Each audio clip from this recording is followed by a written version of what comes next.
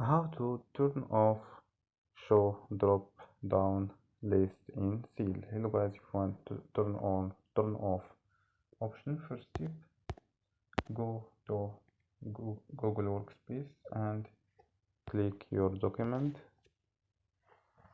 and click more options and click data validation, and here you can find option show drop down list in seal, so turn off option. Here you can find also show validation help text, you can turn on or you can edit and you can turn off. So don't forget like and subscribe. Bye.